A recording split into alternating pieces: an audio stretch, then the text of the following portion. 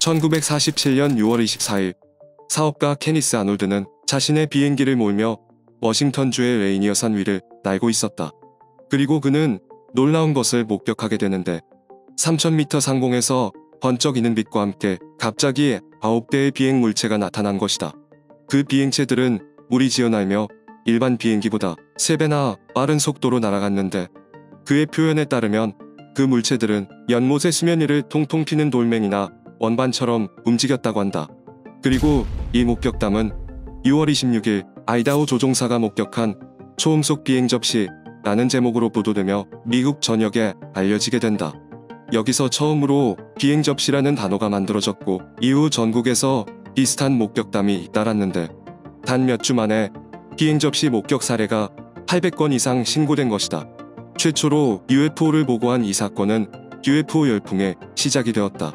그리고 며칠 후 1947년 7월 2일 밤 뉴멕시코주 남동부의 로스웰에 사는 댄 윌모트 부부는 현관 앞에 있는 안락의자에 앉아 바람을 쐬고 있었다. 그리고 밤 9시 50분쯤 부부는 동남쪽 하늘에서 거대한 발광체가 나타나 굉장히 빠른 속도로 날아가는 것을 목격하게 된다. 놀란 부부는 마당으로 나와 이 물체가 사라질 때까지 지켜보았다고 하는데 그 물체는 1분도 채 안 되는 시간인 40에서 50초 만에 북서쪽으로 사라졌다고 한다. 추후 윌모트는 비행체가 대략 500m의 상공에서 시속 600에서 800km 정도로 날아갔다고 추정했는데 서 있는 곳에서의 크기는 약 1.5m 정도로 보였고 물체와의 거리를 고려하면 실제 크기는 4.5에서 6m 정도 될 것으로 추측했다. 또한 댄 윌모트 부부는 비행체가 2개의 접시를 포개놓은 것과 같은 모양이었으며 비행체 전체에서 빛을 발하고 있는 것 같았다고 증언했다. 한편 그 시각 뉴멕시코주 중남부에서는 폭풍우와 번개가 몰아치고 있었는데 로스웰에서 북서쪽으로 120km 정도 떨어진 곳에 살고 있는 윌리엄 브레즐은 그날 밤 천둥 소리와는 다른 커다란 폭발음을 들었다. 다음날 1947년 7월 3일 이른 아침 목장 주인이었던 윌리엄 브레즐은 양들을 보살피기 위해 방목장으로 향했다. 그는 곧 목장 근처에 다다랐고 땅 위에 널려있는 이상한 은색 잔해들을 발견하게 되는데 그것은 무언가가 추락한 것이 분명해 보였다. 잔해들은 원래 형체를 유추할 수 없을 정도로 부서져 있었고 길이 1km, 폭 100m의 초원 위에 넓게 퍼져 있었다. 그것들은 금속처럼 보였으나 플라스틱 같기도 했고 매우 가벼우면서도 강했는데 신문지처럼 얇은 1m 정도의 잔해는 깃털처럼 가벼웠으며 나무처럼 보이는 잔해는 부러뜨리고 태워보려 했지만 부러지지도 불에 타지도 않았다.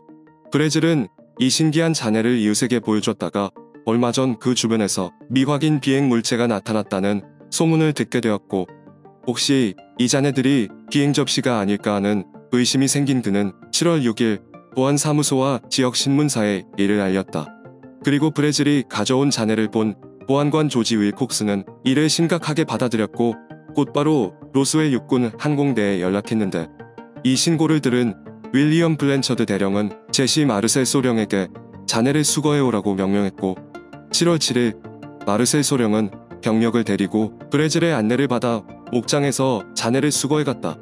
그 후 블랜처드 대령은 공보장교인 월터 하우트 중위에게 미군이 비행 접시를 발견했다는 내용의 보도자료를 작성하라고 지시했는데 다음 날인 7월 8일 월터 하우트는 어제 목장 주인의 협력으로 육군항공대가 비행 접시를 수거하면서 비행 접시에 관한 수많은 소문이 사실로 확인되었다. 라는 내용의 보도자료를 발표했다. 이런 중대 발표에 지역 신문사 로스웰 데일리 레코드는 육군항공대가 로스웰 목장에서 비행 접시를 수거하다라는 제목의 기사를 일면에 실으며 충격적인 소식이 사람들에게 전해지게 된다. 하지만 다음 날 육군항공대는 발표 내용을 번복하게 되는데 발견된 잔해는 비행 접시가 아니라 기상 관측용 기구였다고 발표한 것이다. 로저 레이미 장군은 비행 접시 기사가 나간 지 4시간 만에 텍사스주 포트워스에 위치한 제8공군 사령부에서 기자회견을 열었다. 그는 기자들에게 손상된 기상 관측용 기구의 잔해를 보여주며 로스웰에 추락한 것은 비행 접시가 아닌 기상 관측용 기구라고 발표했다. 미국의 거의 모든 신문들은 이 새로운 정보를 사실로 받아들여 신문에 일제히 정정 기사를 실었는데 7월 9일 로스웰 데일리 레코드도 윌리엄 브레즐이 발견한 물체는 은박지, 종이, 테이프, 막대로 이루어져 있었다고 구체적으로 보도하면서 육군항공대의 발표 내용을 뒷받침했다. 하지만 이는 추후에 거짓으로 밝혀지는데, 확실한 것은 윌리엄 브레즐이 발견한 것은 기상관측용 기구가 아니었다. 그것이 기상관측용 기구였든 아니면 다른 무언가였든 비행 접시의 잔해라고 발표한 것은 명백한 잘못이었는데, 그렇다면 군 당국은 그 책임자를 처벌해야 했다. 하지만 이상하게도 이 오보로 추궁을 당한 사람은 없었는데, 보도 자료를 발표했던 월터 아우트 중위는 상급 부대로부터 질책은 받았으나 사건 이후 바로 대위로 진급하는 이상한 일까지 벌어진다. 월터 아우트의 진급이 원래 예정되어 있었던 것인지 아니면 비행 접시의 존재를 숨겨서 진급이 된 것인지 정확한 사실은 군 내부의 보안 사항에 해당하므로 알 수 없다. 지금 보면 아주 의심스러운 정황에도 기상관측용 기구였다는 정정기사에 놀라는 사그라 들어 로스윌의 UFO 추락 사건은 대중의 관심에서 멀어졌다. 그러나 30년 뒤인 1978년 당시 미 공군 소령이었던 제시 마르셀이 사건에 대해 폭로하면서 이 사건은 세계에서 가장 유명한 UFO 추락 사건이 된다. 제시 마르셀은 로스윌의 잔해를 수거하고 그것을 텍사스 주 포트워스에 있는 제8공군 사령관 로저 레이미 장군에게 가지고 간 장본인이었는데, 그는 그 잔해가 기상관측용 기구도 항공기도 미사일도 아니었다고 회상했다. 그의 증언에 따르면 그 금속은 은박지 같았으며 아주 얇고 가벼웠는데 태워보아도 타지 않고 아무리 접으려 해도 접어지지가 않았다고 한다. 심지어 7kg이나 되는 망치로 두들겨도 흠집조차 나지 않았는데 그것은 지구에서 볼 수 없는 물체였다고 폭로한 것이다. 그리고 이를 레이미 장군을 포함한 상급 기관에서 은폐하려 했으며 포트워스에서 기자들이 찍은 사진은 기상관측용 기구로 바꿔치기한 가짜 잔해였다고 주장했다. 그 후 당시 11살이었던 마르셀 소령의 아들 제시 마르셀 주니어도 아버지의 말이 사실이라고 주장했는데, 사건 당시 새벽 2시쯤 아버지가 집으로 많은 잔해를 가지고 왔다고 한다. 아버지는 자고 있는 어머니와 자신을 깨워 그 잔해들을 보여주었다고 하는데, 그가 본 잔해들은 금속이면서 아주 가벼웠다. 그중 가장 특이한 것은 아이자형 물체에 상형 문자 같은 이상한 기호가 새겨져 있었는데, 그 문자는 금속의 양각으로 새겨져 있었으며 보라색이었다고 증언했다. 이렇듯 제시 마르셀이 폭로한 이후로 많은 목격자와 증언들이 나오기 시작했는데, 가장 먼저 이 사건을 목격한 윌리엄 브레즐은 군대가 목장에 다녀간 후 큰 곤욕을 치러야 했다. 그는 일주일 동안 군에 감금되어 엄중한 조사를 받았던 것이다. 그리고 그 이후로 그는 1963년 세상을 떠날 때까지 이 사건에 대해 단 한마디도 입을 열지 않았다. 하지만 브레즐의 자식들이 목격한 것에 대해서 증언하기 시작했는데, 사건 당시 14세였던 브레즐의 막내딸 베시 브레즐 슈라이버의 증언은 이렇다. 많은 파편들이 여기저기 흩어져 있었다. 부피는 컸지만 아주 가벼운 것이 마치 얇은 알루미늄 같았다. 그리고 조각들 중 일부에는 숫자와 글자 같은 것이 쓰여 있었는데 우리가 사용하는 숫자와 달랐으며 무슨 뜻인지 알 수도 없었다. 어떤 조각에는 테이프 같은 것이 붙어 있었는데 아무리 떼어내려고 해도 떨어지지 않았다. 아버지는 잔해를 들고 보안관 사무소로 갔다가 나중에 군부로 이송되었는데, 다음날 군인들이 찾아와서 이 사건에 대해서 일절 발설해서는 안 된다고 명령했다. 또한 블레즐의 장남인 윌리엄 블레즐 주니어의 증언은 이렇다. 아버지는 나에게 잔해가 있던 곳을 알려주었는데 군인들이 수거해간 뒤라 남아있는 건 아무것도 없었다. 큰 비가 내린 뒤에 다시 그곳을 자세히 살펴보니 그들이 빠뜨린 파편이 몇 개 묻혀 있었는데 1년쯤 주워 모았더니 8개 정도의 파편을 모았다. 모두가 작은 파편들이었지만 무게는 무척 가벼웠다. 내가 모은 것은 3가지 종류였는데 나무 파편은 발사나무 같았다. 무게는 발사나무와 비슷했지만 색이 더 어둡고 훨씬 단단했다. 휘어질 뿐 부러지지 않았고 손톱으로 긁어도 흠집조차 나지 않았다. 내가 가지고 있는 것에는 글씨나 표시 같은 것이 없었는데 아버지가 발견한 일부 조각에는 그림 같은 것이 있었다고 말한 적이 있다. 금속 같은 물질은 은박지 같아서 잘못하면 금방 찢어질 것 같았는데 아무리 찢어보려 해도 찢어지지 않았고 매우 가벼웠다. 그리고 구겨놓아도 다시 펴지며 원래 모양으로 돌아왔다. 이 물질이 무엇인지는 알 수 없지만 플라스틱 같으면서도 확실히 금속처럼 보였다. 그리고 실 같은 물질도 있었는데 명주실처럼 보였지만 명주실은 아니었다. 철사 같기도 한 그 실은 아주 강해서 끊으려 해도 끊어지지 않았다. 이제 와서 생각해보면 합성 물질 같은 느낌이다. 사건이 있고 2년쯤 뒤인 어느 날 마을에 놀러나가 사람들에게 수집품에 대해 얘기했는데 다음날 군인 3명이 목장을 찾아왔다. 군인들은 수집품을 가져갔고 이것에 대해 얘기하지 말라고 경고하곤 돌아갔다. 그리고 그 후로는 잔해를 단 한 개도 발견하지 못했다. 그리고 시간이 지나면서 잔해뿐만이 아니라 외계인까지 보았다는 충격적인 증언이 나온다. 비행체가 추락한 다음 날인 1947년 7월 3일 토목기사 그레이기 바넷은 생어거스틴 평원에서 측량 작업을 하다가 부서져 있는 타원형의 물체를 발견했는데 그 타원형의 물체는 지름이 7에서 9m 정도였으며 문이 열려 있었다. 그리고 그리 멀지 않은 곳에 시체 4구가 바닥에 누워 있었는데 그들의 모습은 인간과 비슷했으나 결코 인간은 아니었다. 인간에 비해 몸이 매우 작았으며 머리가 유달리 컸던 것이다. 그들이 입고 있는 옷 또한 매우 생소했는데 위아래가 붙은 회색 옷은 지퍼나 단추 같은 것이 달려있지 않았다. 그리고 곧 다른 사람들도 다가와서 이상하다는 듯 물체를 살피기 시작했는데 그들은 근처에서 발굴을 하고 있던 고고학 학생들이었다. 잠시 후 군인들이 도착했고 그들은 사람들에게 현장에서 떨어지라고 명령했다. 그리고 바넷을 비롯한 목격자들에게 한 사람씩 이름과 주소를 묻고는 여기서 본 것에 대해 아무에게도 말하지 말라고 경고했다고 하는데 바넷의 증언에 따르면 브레즐의 목장에는 파편만이 떨어졌으며 본체의 충돌 지점은 브레즐의 목장에서 서쪽으로 240km 떨어진 생어거스틴 평원이었다.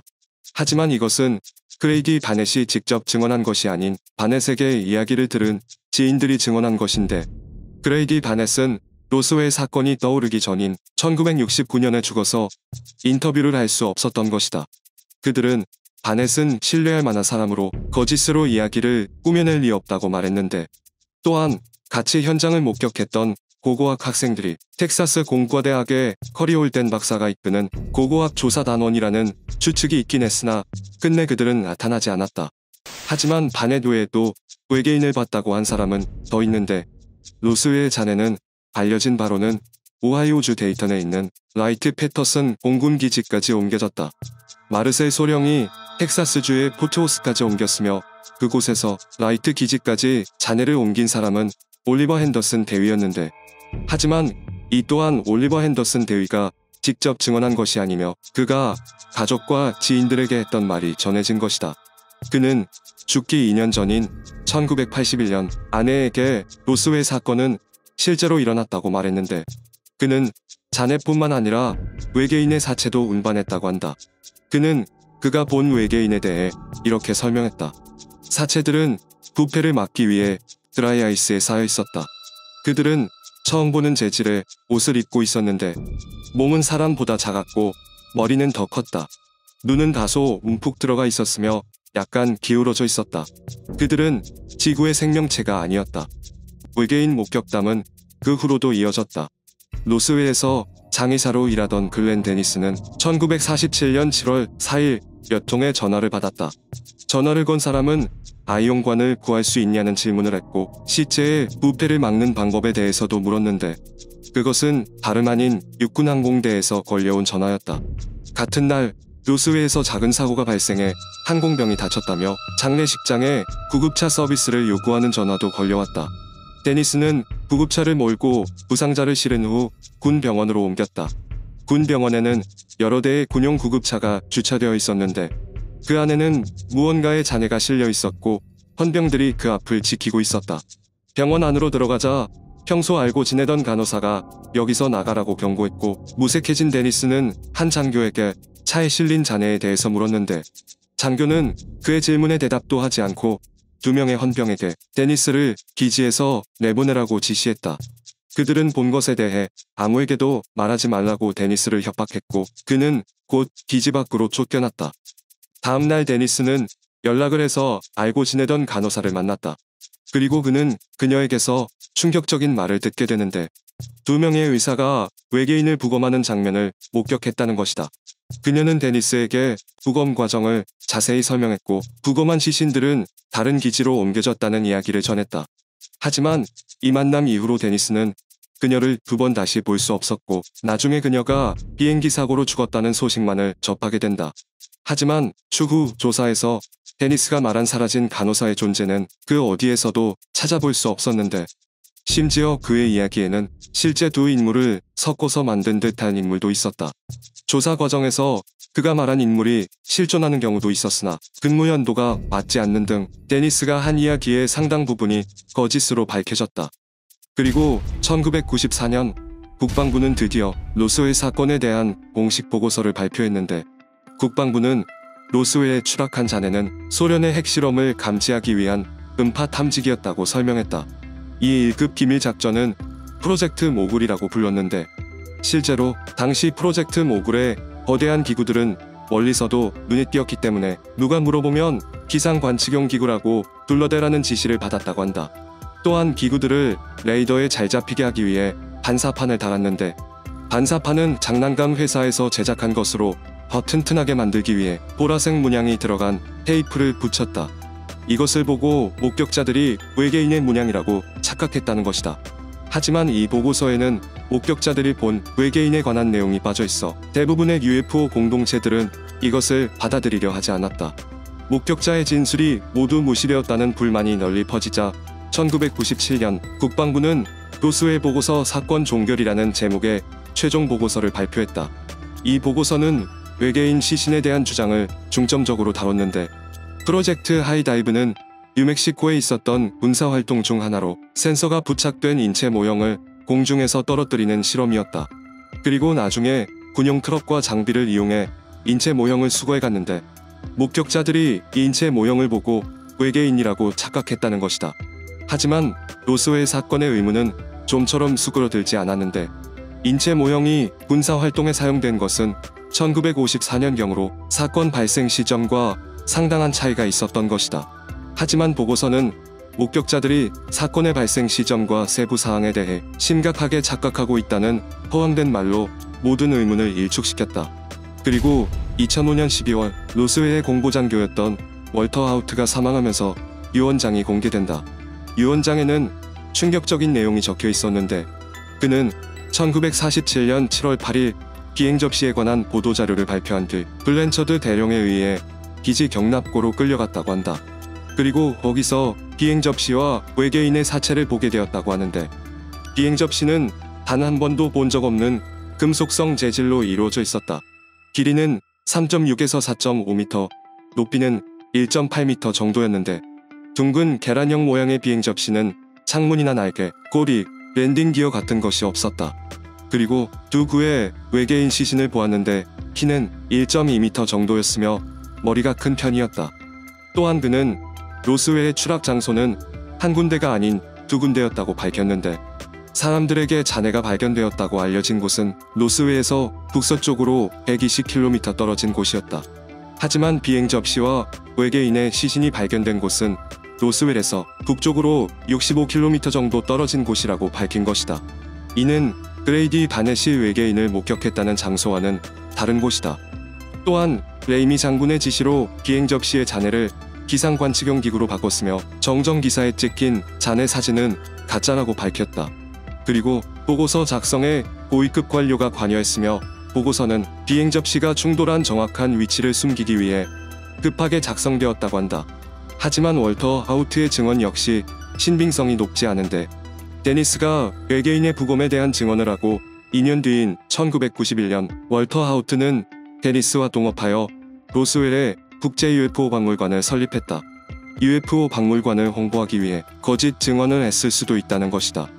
그리고 2011년 4월 FBI 조사관 가이 호텔이 국장에게 보고한 메모가 공개된다. 이 메모는 공군 조사관의 진술로 뉴멕시코 주에서 비행 접시 3대가 회수되었다는 내용이 적혀 있었다. 지름이 약 15m인 가운데가 솟아오른 원형의 비행 접시 3대가 발견되었다. 각 비행 접시에는 90cm 키의 사람 모습을 한 외계인의 시신이 있었다. 이들은 금속 재질의 옷을 입고 있었는데 마치 고속 비행이나 실험 비행을 할 때 입는 옷과 비슷했다. 그리고 비행 접시가 추락한 원인은 인근 지역의 강력한 레이더망 때문에 비행 접시의 장비가 전파 방해를 받아서인 것으로 추측하기도 했는데, 이 문서는 FBI 문서 중 가장 많이 조회되며 로스웰에 UFO가 추락했다는 증거로 많은 사람들의 관심을 불러일으켰다. 하지만 이 문서는 구체적인 지명을 밝히지 않았으며 로스웰 사건과의 구체적인 묘사에서도 차이가 났는데, FBI 측에서도 이 메모는 조사조차 하지 않은 사항이라고 단언했다. 실제로 이 메모는 로스웰 사건이 일어나고 3년 뒤에 쓴 것으로 그저 소문을 적은 것일 뿐 로스웰 사건과는 아무런 관련이 없다고 주장했는데, 정부의 공식 발표와 끝없는 해명에도 사람들의 의문은 풀리지 않았다. 많은 사람들의 증언처럼 정말 로스웰에 UFO가 추락했던 것일까? 만약 UFO가 맞다면 뉴멕시코주의 시골 마을인 로스웰의 상봉을 날고 있었던 이유는 무엇일까? 실제로 UFO의 목격 사례는 히로시마와 나가사키에 원자폭탄을 떨어뜨린 이후 급증했다. 그리고 유독 뉴멕시코주에서 많은 UFO 목격담이 나왔는데, 원자탄을 처음 만든 곳이 로스엘러모스였고 최초의 핵실험을 한 곳은 엘라마고도와 화이트샌즈였다. 모두 뉴멕시코였던 것이다. 그리고 당시 세계에서 유일하게 원자폭탄으로 무장한 부대는 미국의 제8공군 509 폭격부대였는데, 잔해를 수거해 갔던 로스웰 육군항공대에 주둔하고 있었던 부대가 바로 509 폭격부대였다. 그리고 영국 정보부의 한 관료는 이렇게 말했다. 원자폭탄과 수소폭탄을 터뜨리기 시작한 것은 마치 말벌집을 걷어찬 것과도 같았다. 이제 우리는 지구를 몽땅 파괴해버릴 힘을 가졌고 이웃 행성의 어른들은 이를 걱정하고 있다. 사건 이후 로스웰은 UFO의 성지가 되어 매년 전 세계에서 수많은 관광객들이 찾아오고 있다. 그로 인해 시골 마을이었던 로스웰은 수많은 일자리가 만들어졌고 주민들의 소득이 크게 늘어났다. 군 관계자부터 일반인까지 로스웰 사건과 관련된 폭로를 한 사람들은 수백 명이 넘는다. 하지만 UFO는 이미 하나의 사업적 수단이 되어 누구의 말이 사실인지 알 수 없는데, 우리가 사실이라고 단언할 수 있는 것은 비행 물체가 추락했고 인근 공군 기지에서 군인들이 출동해 추락한 물체를 수거해 갔다는 것이다. 그리고 국방부의 해명이 맞다면 당시 세계 유일하게 원자폭탄을 운용했던 부대에서 기구를 비행 접시로 착각했다는 것 정도이다. 그날 로스웰에 추락한 것은 과연 무엇이었을까? 로스웰 UFO 추락 사건은 아직까지도 끝나지 않은 미스터리로 남아있다.